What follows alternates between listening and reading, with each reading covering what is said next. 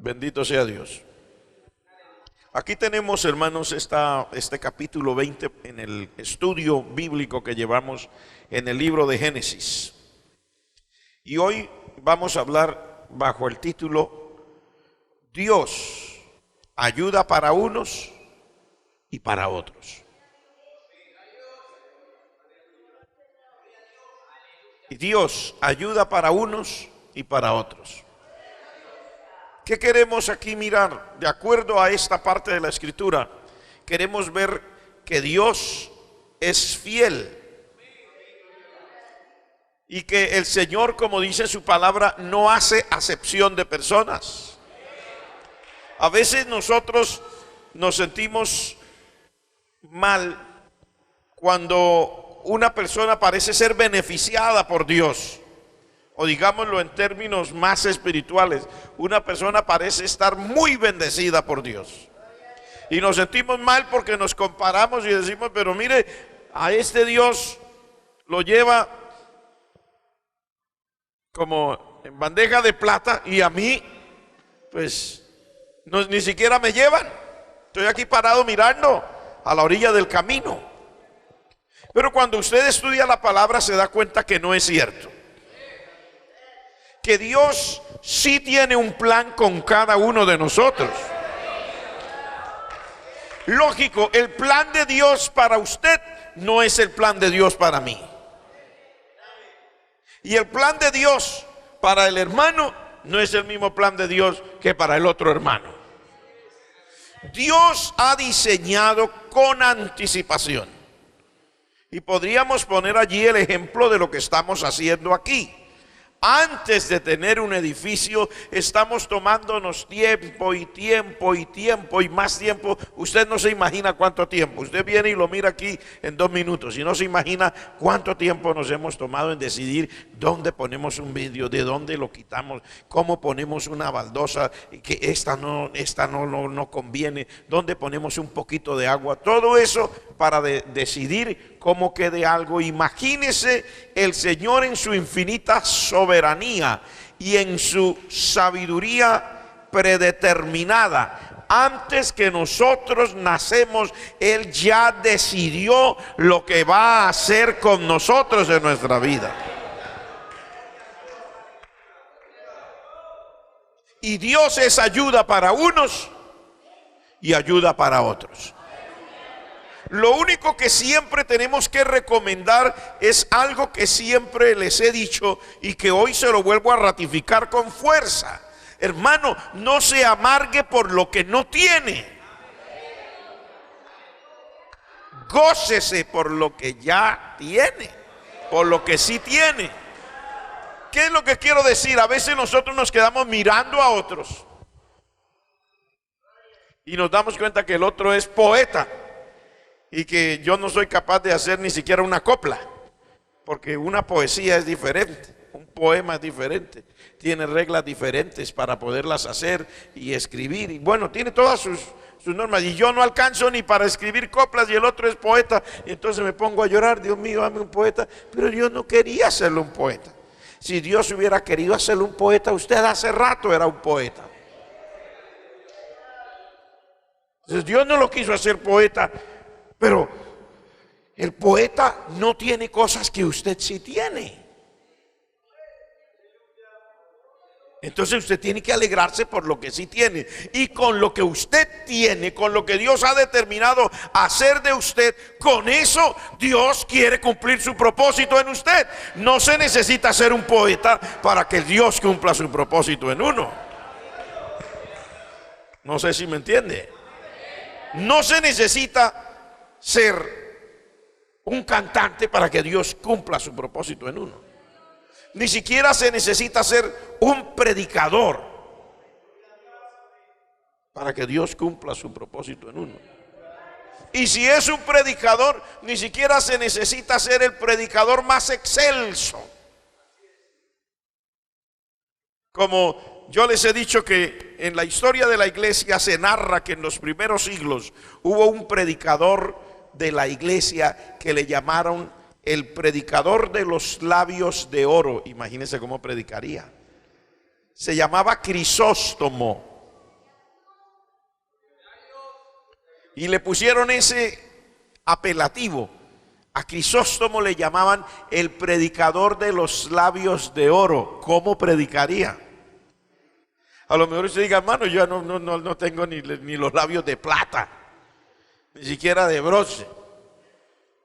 Pero uno tiene que dar gracias a Dios que si Dios le permite hacer algo, con lo que Él le haya permitido hacer, con eso Dios quiere hacer lo que Él quiere hacer con su vida.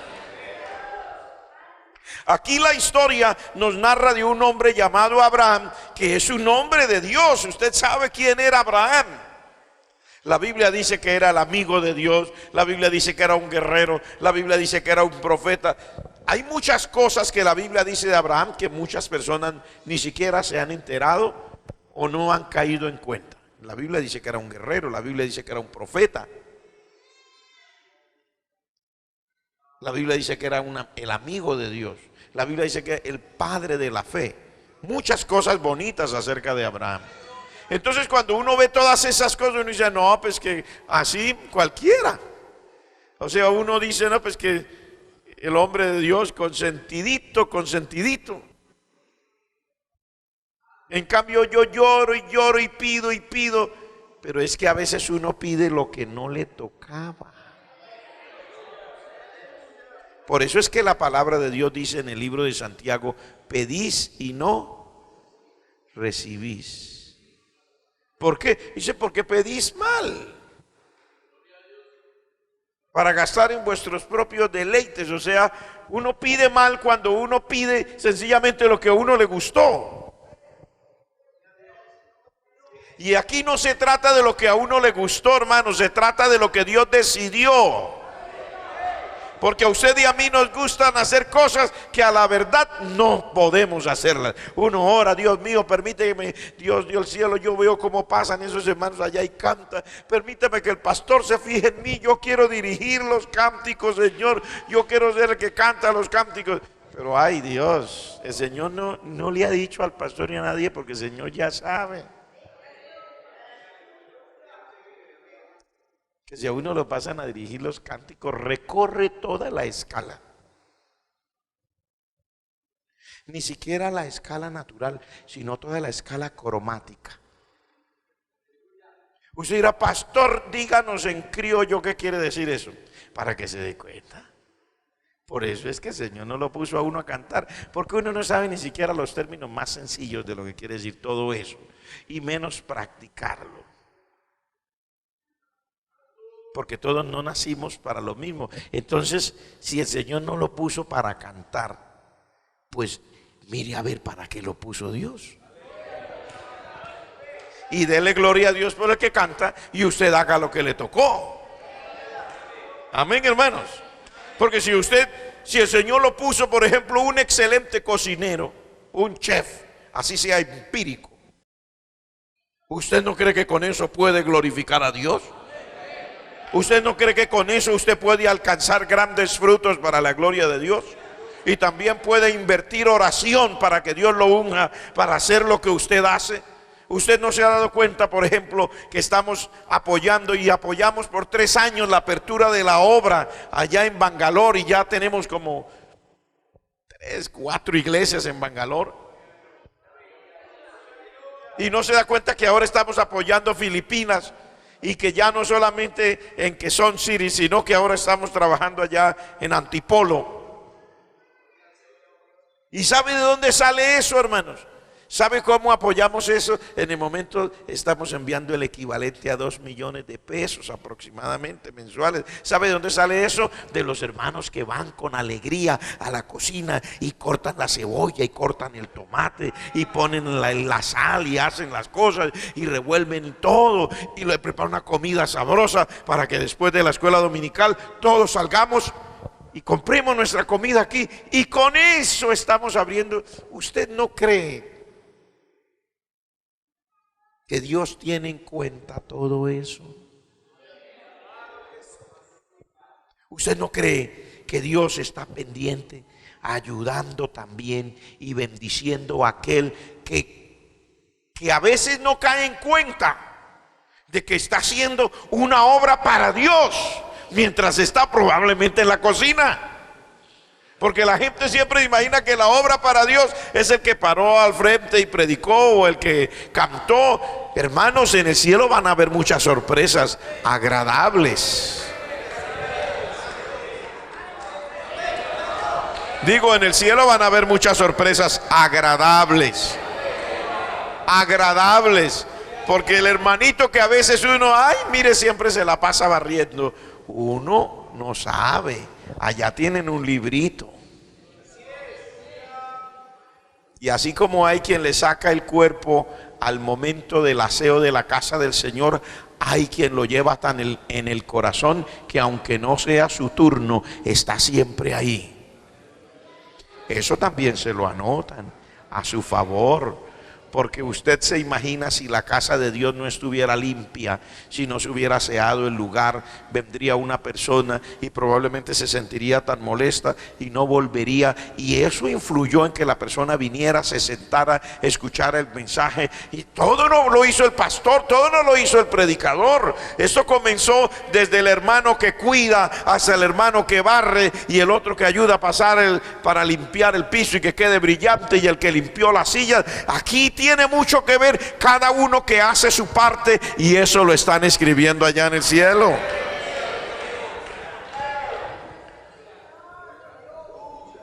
Cuando llegó Abraham a este lugar que dice que acampó entre Cades y Shur, en la tierra del Negev, habitó como forastero en un lugar llamado Gerar, y Gerar pertenecía a la tierra de los filisteos. Y en el verso 2 dice que Abraham dijo que su mujer Sara era su hermana, y Abimelech, el rey de Gerar, envió y tomó a Sara. Pero pues, él lo hizo de todo corazón, ¿cierto? El hombre ve que viene esta familia toda elegante, y este hombre se ve todo un hombre como imponente, porque Abraham tenía su presencia. Y Sara, la Biblia dice que era muy hermosa. O sea, eran personas muy elegantes. Y Sara, pues era tan hermosa que dice que Abraham, porque así le pasa a más de uno, después que se casan les da miedo. Van peleando con la mujer. Abraham lo hacía de otra manera. Pero a algunos después que se casan les da miedo. Se casan con una mujer muy bonita y ahora no hayan qué hacer. No la dejan saludar, no la dejan sonreír, no la dejan hablar, no la dejan mirar, no la dejan ir a la tienda, no la dejan ir al mercado. Porque les da miedo. Después que se casaron les da miedo. Yo ahora qué hago con esta mujer, esa belleza que me tocó. ¿Ah? Y así le pasaba a este hombre. Pero este hombre se dio cuenta que la mujer era tan bella, y como estaba en otra situación, era un hombre de Dios, pero él lo que sí es que es mi hermanita. Al fin y al cabo sí, pues usted también puede decir de su esposa que es su hermana, ¿no? Su hermana en Cristo. Sí, pero él lo hacía porque decía, si yo digo que es mi esposa, esta mujer tan bella, de pronto me matan por quitarme la mujer. Y entonces cuando llegó ahí volvió a decir la misma historia. Cuando preguntó, uy, pero don fulano, esa muchacha tan hermosa. Yo no, mi hermana, que pues salí de mi tierra y no quise dejarla por allá botadita, pobrecita la muchacha. Y entonces vino Abimelech y dijo, pero don fulano, su hermana es muy bella, y ya que ella no tiene esposo y yo soy el rey de acá, pues mandó unos mensajeros y dice, se la llevaron para allá, para el palacio de Abimelech. Pues el hombre era el rey y él lo hizo de todo corazón, ¿cierto? Una muchacha soltera y tan bonita, que hace por ahí perdiendo el tiempo. Yo le voy a dar una buena vida, yo le voy a dar un buen hogar, yo le voy a dar. Y el hombre se ilusionó y se ha llevado la muchacha. Sorpréndase, la muchacha tenía 90 años.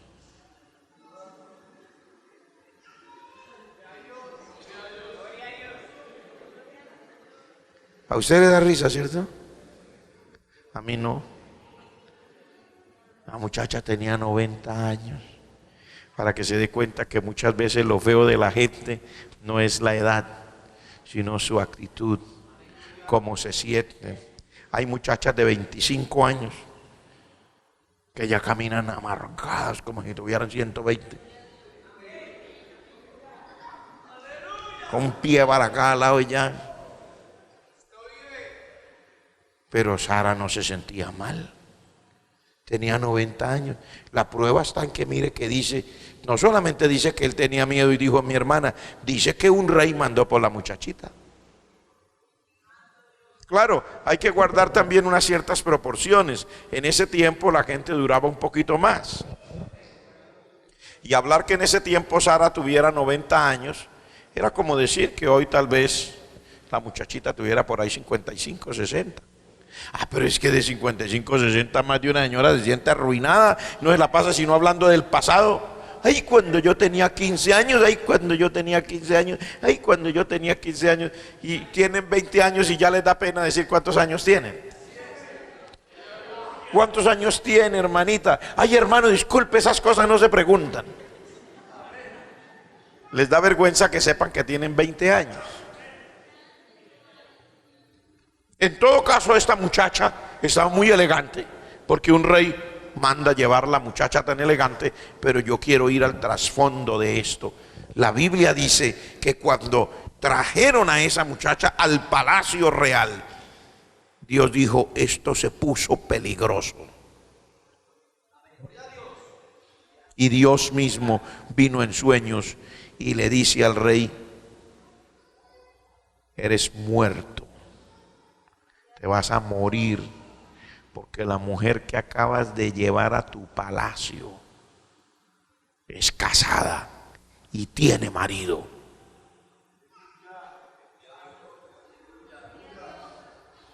¿Y qué le dijo? ¿Qué le dijo? El hombre respondió en el sueño, pero Señor, ¿también vas a matar al inocente?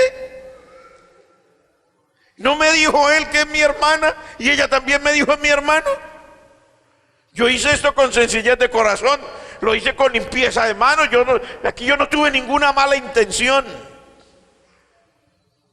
Y entonces Dios le dijo, yo también sé que con integridad de tu corazón has hecho esto. Oiga la respuesta de Dios.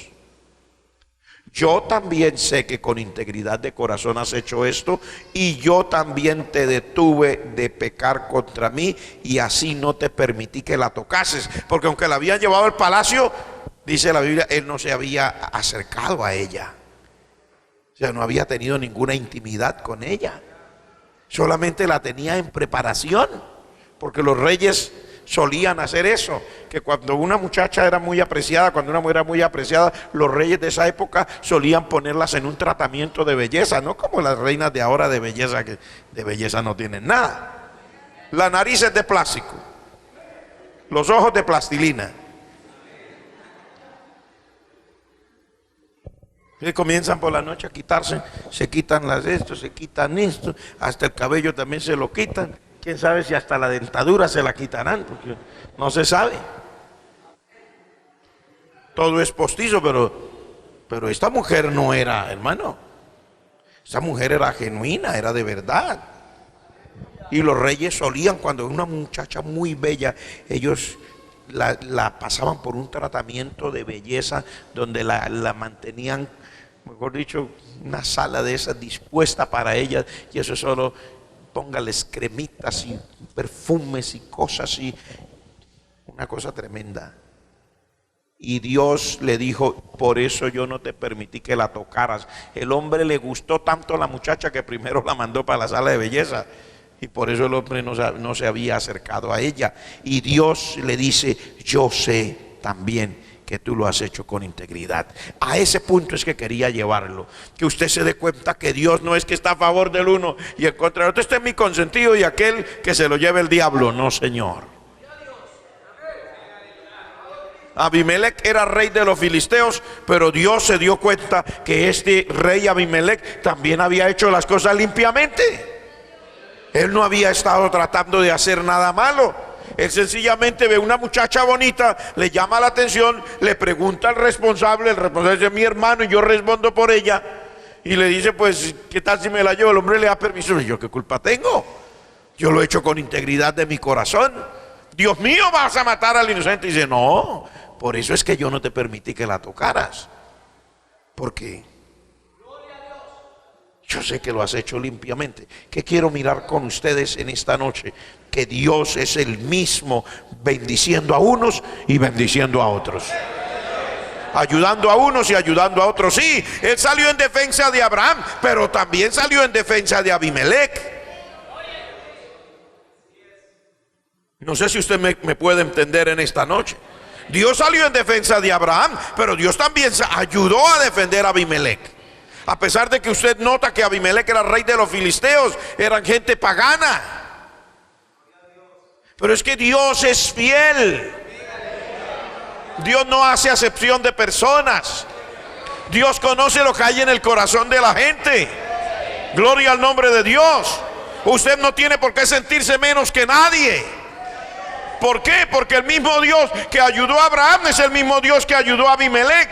Abraham lo ayudó ¿cómo? Saliendo a hacer lo que Abraham no era capaz de hacer, de decir es mi esposa. Eso fue lo que Abraham no era capaz de hacer, de decir es mi esposa. Y aparentemente también lo hizo con una razón justificada.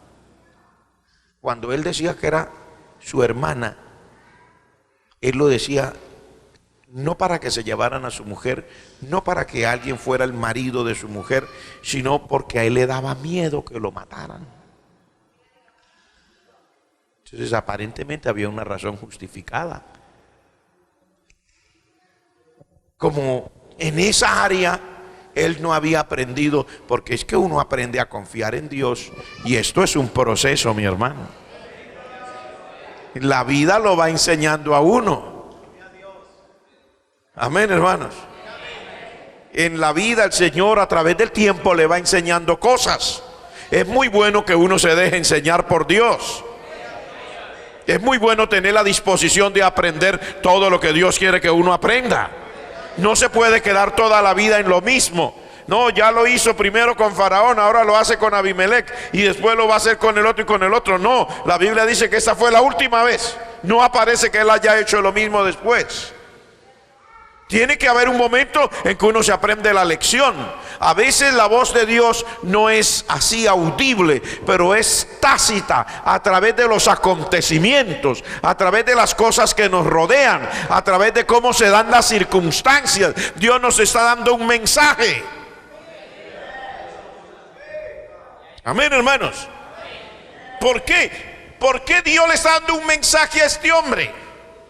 Mire que Dios mismo no se lo dice a Abraham, pero se lo dice a Abimelec. Y Abimelec sí se lo dice a Abraham. ¿Quién es? Dios. Usted dirá, no, no era Dios, era Abimelec, era Dios. Porque a veces uno siempre quiere que sea el ángel Gabriel el que venga a decirle las razones celestiales. Y uno no quiere creerle por eso a su pastor. Es que el hermano pastor que yo tengo ya es un señor de tantos años, ya es un hombre de... Y los jóvenes que están ahora todavía muchachitos, dicen, Señor, es del siglo pasado. Pues sí, yo soy del siglo pasado porque ya estamos en uno nuevo. Aunque no esté viejo, pero soy del siglo pasado. Y algunas personas no entendemos la voz de Dios. Y no nos damos cuenta que Dios no siempre nos va a hablar con su propia voz desde el cielo, que muchas veces Dios nos va a hablar con su voz a través de otras personas. ¿Está usted aquí conmigo? A través de otras personas. No tenga usted duda de que Dios sí está interesado en dirigirnos. El problema no es que Dios no hable, el problema es que nosotros no sabemos escuchar. Porque Dios habla todos los días, por su palabra, por su Santo Espíritu. A algunos les hablará por una visión, por un sueño, pero a muchos nos habla en una predicación. A otro no nos habla en una predicación, hermano, nos habla en una charla.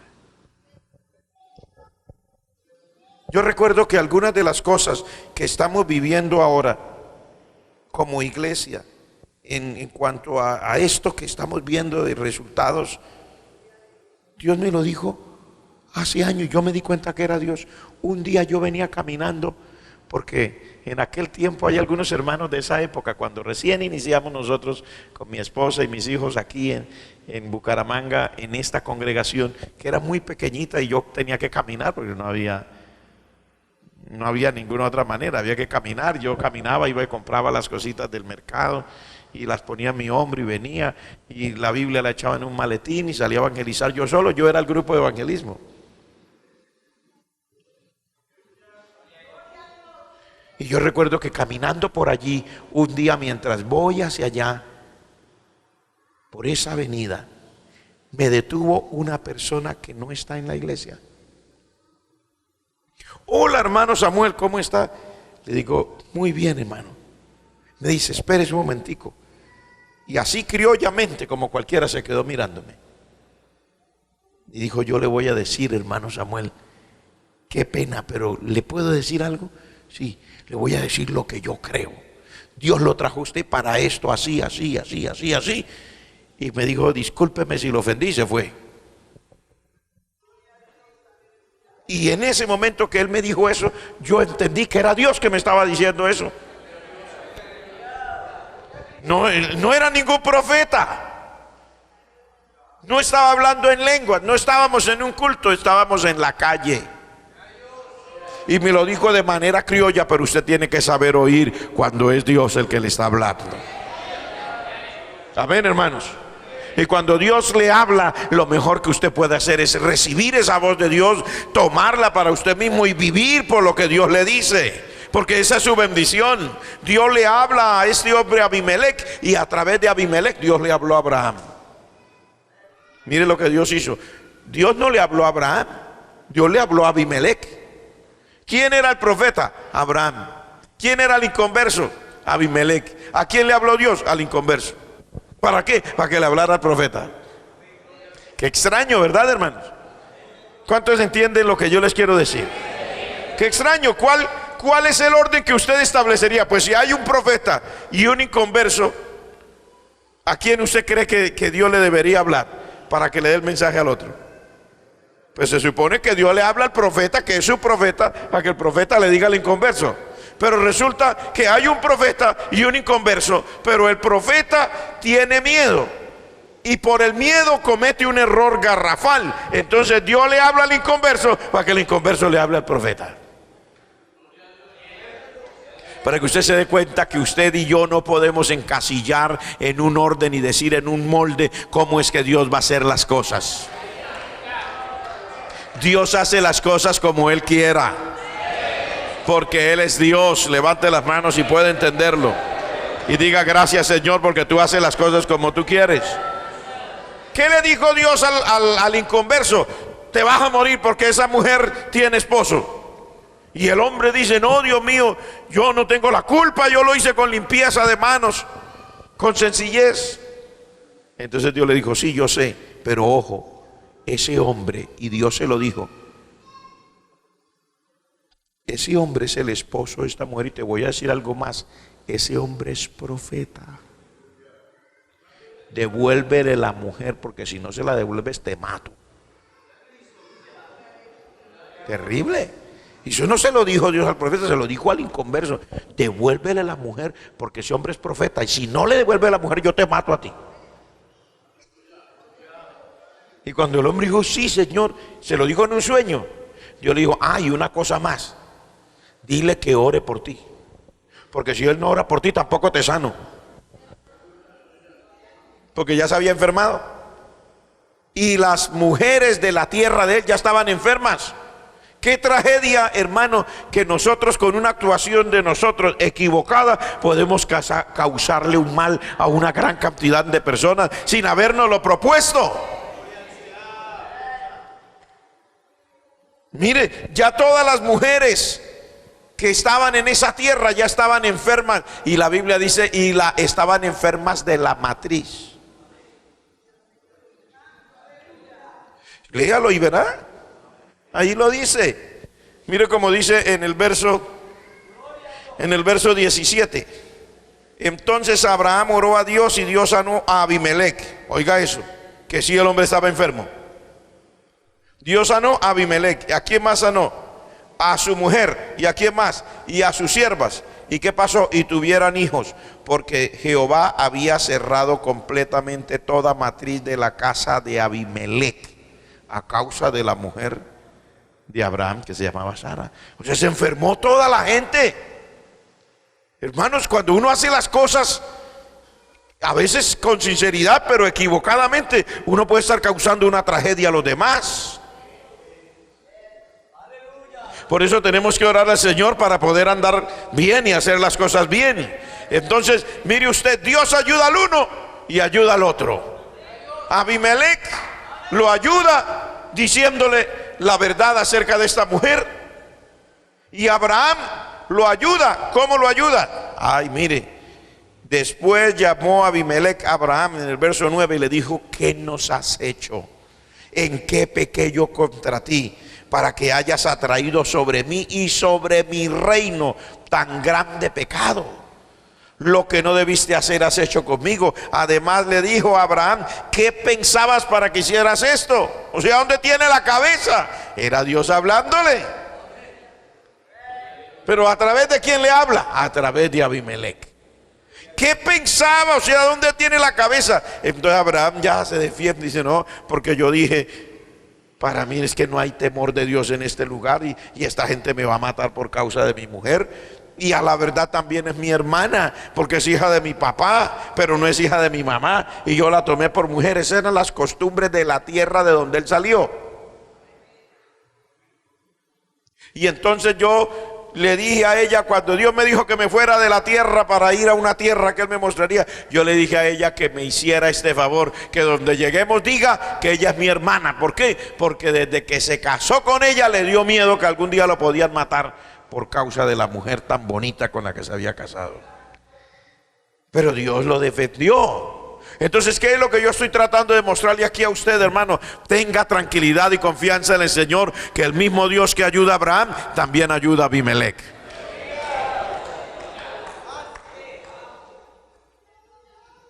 ¿Está usted aquí conmigo?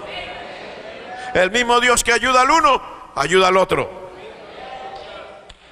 Dios está dispuesto a bendecir su vida.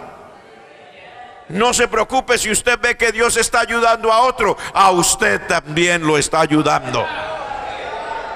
¿Cómo? Puede ser que Dios no le hable a usted, le habló fue a Abimelech, pero no se preocupe, aunque Dios no le habló directamente a usted, que se llama Abraham, le habló a Abimelech para que Abimelech le hable a usted. De todas maneras, Dios siempre está ahí en el asunto. Gloria al nombre del Señor. Dios siempre está ahí con su mano extendida a favor de su pueblo. No tenga usted pena. Y ya voy a terminar para que nos dé el tiempo para lo demás. Y cierro mi Biblia para que crea que es verdad.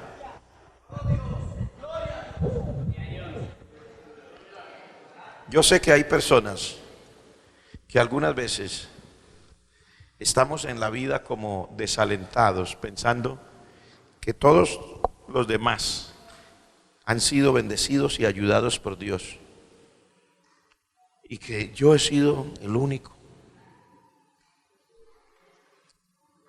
Que a veces en la propia familia todos los demás Dios los ha bendecido y todos somos creyentes, y a mí es que Dios no me ha bendecido. Cada uno tenemos nuestra propia idea. Yo vine aquí esta noche de parte de Dios para decirle: no se equivoque, no es cierto. Dios también tiene un plan con usted. Dios también tiene su mano extendida a favor suyo. Tan solo reconozca que es Dios el que hace las cosas, que usted no puede presionar al Señor para que lo haga a la manera que usted pensó, sino que lo hace de la manera que Él decidió. Pero de que Él lo hace, lo hace. De que Él lo ayuda, lo ayuda. De que Él lo bendice, lo bendice.